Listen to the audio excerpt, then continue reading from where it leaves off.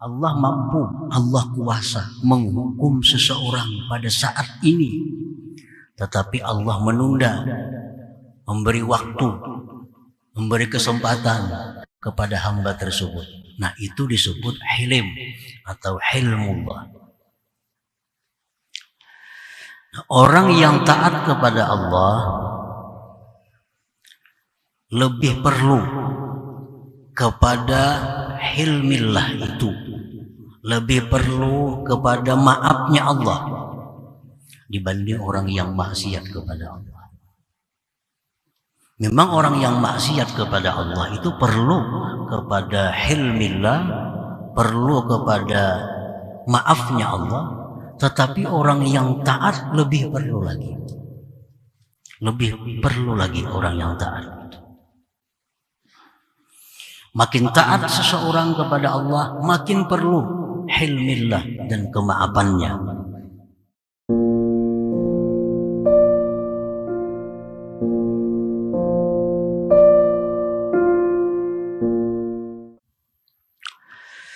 Anta ila hilmihi iza ata'tahu ahwaju ila hilmihi iza asaitah. Yang artinya bermula engkau kepada hilim Allah apabila engkau taat kepadanya, lebih berhajat, lebih perlu kepada hilim Allah apabila engkau maksiat kepadanya. Para muhibbin rahimakumullah, al-muti'u ahwaju ila hilmillah wa afwi minal 'asi. Orang yang taat kepada Allah, hamba yang taat kepada Allah lebih perlu, lebih berhajat kepada hilmillah dan kemaafan Allah daripada orang yang maksiat. Hilmillah itu artinya adalah bahwa Allah Subhanahu wa ta'ala itu menunda untuk mengambil tindakan kepada seseorang, padahal dia mampu saat itu memberikan tindakan. Itu hilim. Allah mampu, Allah kuasa menghukum seseorang pada saat ini, tetapi Allah menunda, memberi waktu, memberi kesempatan kepada hamba tersebut. Nah, itu disebut hilim atau hilmullah. Nah, orang yang taat kepada Allah lebih perlu kepada hilmillah itu, lebih perlu kepada maafnya Allah dibanding orang yang maksiat kepada Allah. Memang orang yang maksiat kepada Allah itu perlu kepada hilmillah, perlu kepada maafnya Allah, tetapi orang yang taat lebih perlu lagi. Lebih perlu lagi orang yang taat. Makin taat seseorang kepada Allah, makin perlu hilmillah dan kemaafannya.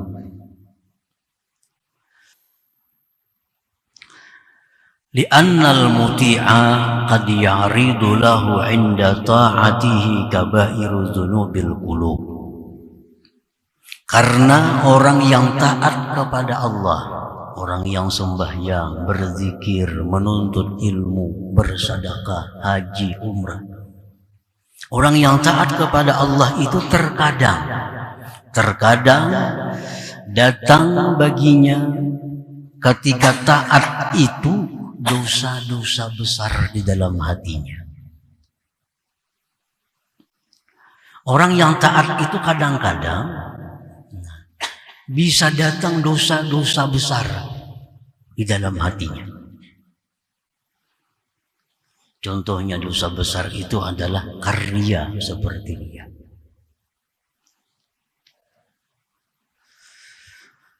Nah, para muhibbin rahimakumullah, riya ini dosa besar.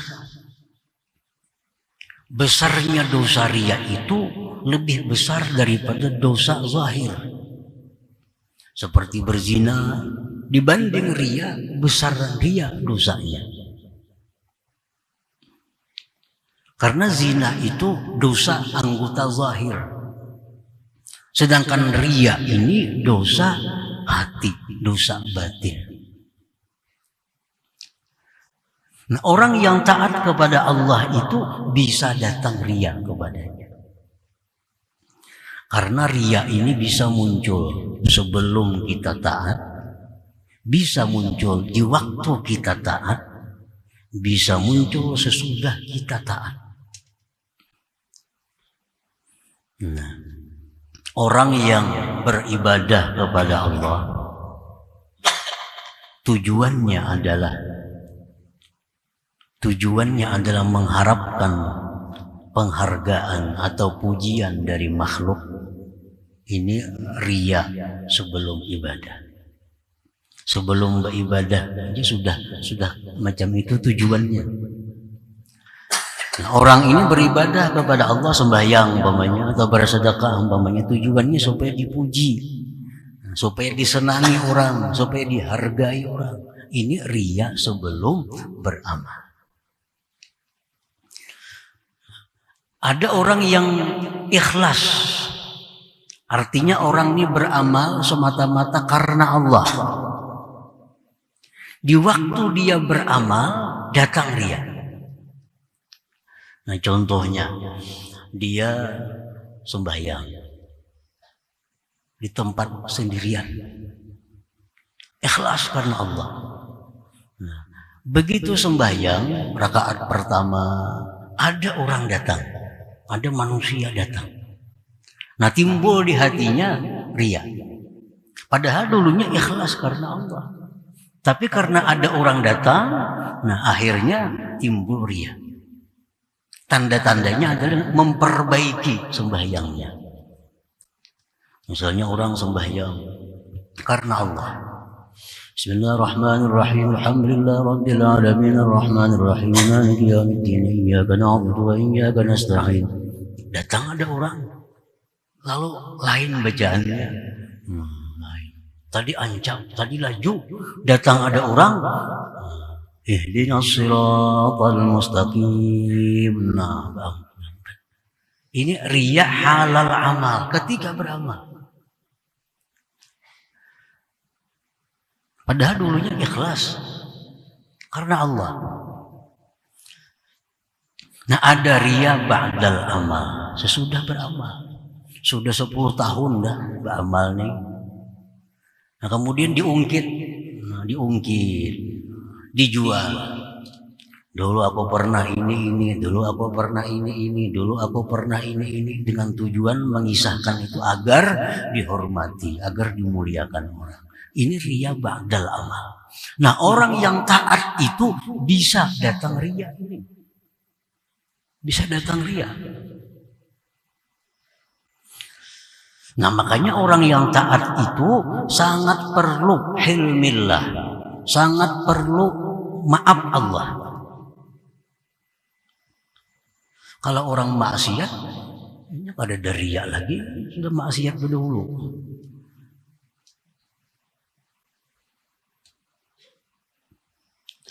Nah, jadi jangan dipandang bahwa orang yang ahli ibadah itu, orang ahli ibadah itu lebih baik daripada peminum arak, belum tentu. Orang ahli ibadah itu lebih baik daripada orang penzina, belum tentu. Kalau orang ahli ibadah ini riya, dosa riya itu lebih besar daripada zina. Karena zina itu amal zahir. Sedangkan riya ini amalul qalbi. Setiap dosa yang dari hati lebih besar daripada dosa dari anggota zahir. Nah, para muhibbin rahimakumullah, belum lagi wal i'jab, datang ujub kepada orang yang beribadah itu. Wal kibri, datang kesombongannya. wastihqaril ghair, datang lagi meribihkan orang lain, menghinakan orang lain karena dia merasa ahli ibadah, ahli taat. Nah, fa yukhafu alaihi an tanqaliba ta'atuhu ma'siyatan, dikhawatirkan atasnya berbalik taat itu menjadi maksiat. Sebuah taat karena dimasuki oleh hal-hal tadi berbalik menjadi maksiat. Wala yash'uru bidzalik, dia tidak tahu yang demikian. Nah, dia tidak menyangka demikian. Bal ya'uddu nafsah minas salihin, bahkan dia menganggap dirinya itu orang saleh. Karena tiap hari 5-6 juz baca Quran, tahajud, sembahyang duha, sunatnya ratusan rakaat tiap hari. Nah, dia menyangka dirinya orang saleh, tanpa menyadari bahwa banyak penyakit-penyakit hati yang mencampuri ibadahnya. Nah, para muhibbin rahimakumullah, walaula hilmuhu wa afuhu lamakkatahu Allah wa ab'adah an hadratih fasara minal muba'adin wal mamkutin. Jikalau orang tersebut tidak ada hilm Allah, tidak ada maaf Allah, Allah benci kepadanya, Allah jauhkan dari hadratnya, jadilah dia orang yang terusir dan yang dimurkai oleh Allah Subhanahu wa ta'ala. Nah, para muhibbin rahimahumullah, jadi semakin banyak taat yang kita lakukan, kita makin banyak perlu kepada hilmillah, makin banyak perlu kepada maafnya Allah Subhanahu wa ta'ala.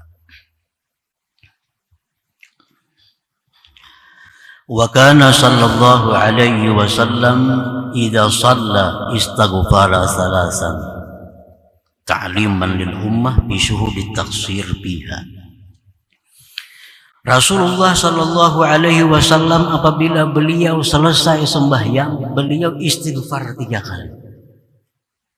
Assalamualaikum warahmatullahi, assalamualaikum warahmatullahi.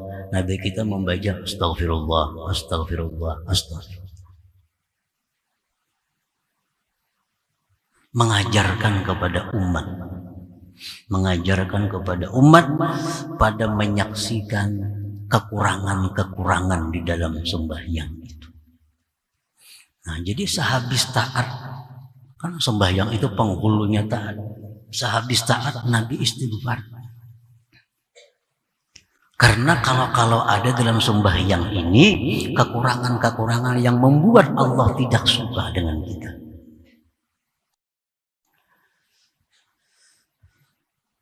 Dalam sembahyang kita membaca doa iftitah, wajjahtu wajhiya lilladzi fatara as-samawati wal arda hanifan musliman wa ma ana minal musyrikin. Aku hadapkan hatiku kepada Allah.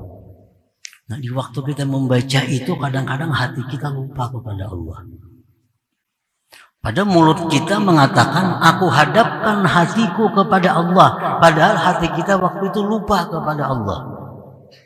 Imam Ghazali mengatakan dalam Ihya Ulumuddin, ini orang membuka sembahyangnya dengan berdusta kepada Allah Subhanahu wa ta'ala. Ini orang memulai sembahyang dengan dusta kepada Allah. Dia mengatakan bahwa hatinya berhadap kepada Allah, padahal dia lupa apa yang dia baca. Nah, ini ketaksiran di dalam sembahyang yang perlu istighfar sesudahnya. Inna salati wa nusuki wa mahyaya wa mamati lillahi rabbil alamin. Sesungguhnya sembahyangku, ibadah-ibadahku, hidupku, matiku untuk Allah. Ini pengakuan dalam sembahyang. Kadang-kadang itu hanya sebatas di mulut kita. Nah, jadi habis sembahyang Rasulullah mengajarkan istighfar. Jadi kalau orang maksiat itu perlu istighfar kepada Allah, orang yang taat lebih perlu istighfar kepada Allah, lebih perlu istighfar kepada Allah. Jangan dianggap orang taat itu kada perlu istighfar, lebih perlu kepada orang daripada orang yang maksiat. Para muhibbin rahimakumullah, wal 'asi rubbama tahmiluhu ma'siyatuhu 'alal khawf min rabbih wastisghari nafsihi wa ibtiqarihi ila hilmillah wa 'afwi fatadarakullah bi rahmatih fayatubu ila Allah fayasiru minal mahbubin. Nah, adapun orang yang maksiat kepada Allah, orang yang maksiat, kadang-kadang maksiatnya itu membawanya kepada takut terhadap Allah. Kadang-kadang maksiatnya itu membawa kepada perasaan hina dirinya. Kadang-kadang maksiatnya itu menimbulkan bahwa dirinya sangat perlu kepada ampunan Allah Subhanahu wa Ta'ala. Orang yang maksiat itu kadang-kadang demikian perasaannya. Dirinya rasa hina, dirinya rasa riga, dirinya rasa kotor. Nah, orang semacam ini bisa mendapat rahmat dari Allah, bisa dapat hidayah dari Allah. Lalu Allah berikan dia taufik untuk bertobat kepada Allah, dan Allah jadikan dia orang-orang yang dia cintai. Nah, jadi orang maksiat itu bisa demikian, karena dia merasa dirinya hina, merasa dirinya kotor. Allah sayang kepadanya, Allah berikan rahmat, Allah berikan taufik sehingga dia tobat kepada Allah. Fayasiru minal mahbubin, jadilah dia orang yang dicintai oleh Allah Subhanahu wa Ta'ala. Nah, para muhibbin rahimakumullah, wa qad warada fil athar annahu kana fi ahdi ba'di anbiya'i bani Israil rajulun ishtahara bil ibadati waz zuhdi wa rajulun ishtahara bil fisqi wal fujur. Di masa dahulu di antara nabi-nabi Bani Israel ada laki-laki yang terkenal dengan ibadah dan zuhudnya. Nah, laki-laki yang terkenal orangnya zuhud, orangnya ahli ibadah. Dan ada pula laki-laki yang terkenal dengan fasik dan kerusakan. Ini terkenal dengan kehebatan kemuliaannya, ini terkenal dengan kehinaannya. Urusan minuman, judi, itu dah. Ini bulan bin bulan. Falaqiyal 'abida zata yaumin fayusallimu 'alal 'abidi amilan ayyanal rahmatallah bi salamihi 'alaihi. Suatu hari si orang yang jahat ini bertemu dengan si orang ahli ibadah tadi. Bertemu. Lalu si orang jahat ini hendak memberi salam kepada orang ahli ibadah itu dengan harapan dia dapat rahmat Allah dengan memberi salam kepada ahli ibadah tadi. Bertamu, assalamualaikum. Udah orang ahli fasik nih kepada orang ahli ibadah tadi. Hendak bersalaman. Pantaharahul abid wa ab'adah. Si abid ahli ibadah ini menggertak akan dia dan menjauhkannya. Ibad anni, berjauhlah engkau daripadaku, aku takut dapat murka Allah karena kau dekat denganku. Nah, si abid ini kada hakun salamani, yang bersalaman dua aku takutan karena dapat kutukan Allah. Fawallar rajulul fasik munkasiral qalbi. Si fasik tadi bulik dengan hati yang kecewa dan sedih. Ini bersalaman, anak bertamuan, mudahan dapat rahmat. Sekalinya diusir, dijauhkan. Awallar rajulul fasik munkasiral qalbi. Si fasik ini bulik ke rumah dengan hati yang pecah, munkasiral qalbi. فأوحى الله إلى النبي في ذلك الزمن أن كل من العابد والفاسق أن يستأنف العمل فقد أحببت للعابد عبادته ومحوت من الفاسق أوزاره. Allah berwahyu kepada Nabi waktu itu, wahai Nabi, katakan kepada orang ahli ibadah itu, katakan kepada orang yang ahli fasik itu, perintahkan mereka mulai sekarang memulai beramal. Aku telah menggugurkan seluruh ibadah orang yang ahli ibadah tadi, dan aku menghapuskan dosa orang yang ahli fasik. Nah, para muhibbin rahimakumullah. Jadi orang ahli ibadah ini sangat perlu ampunan Allah, sangat perlu ilmu Allah. Ini contoh orang ahli ibadah yang ada kesombongan di dalam hatinya.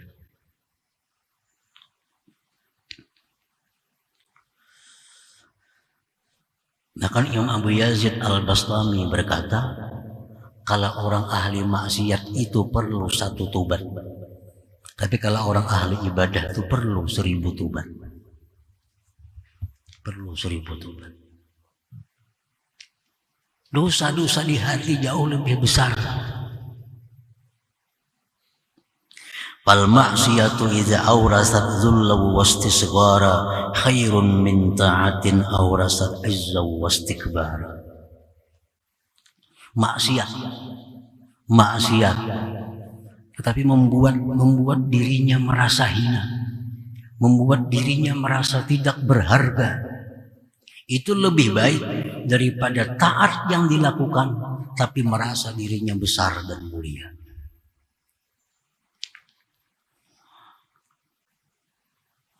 Nah, para muhibbin rahimakumullah.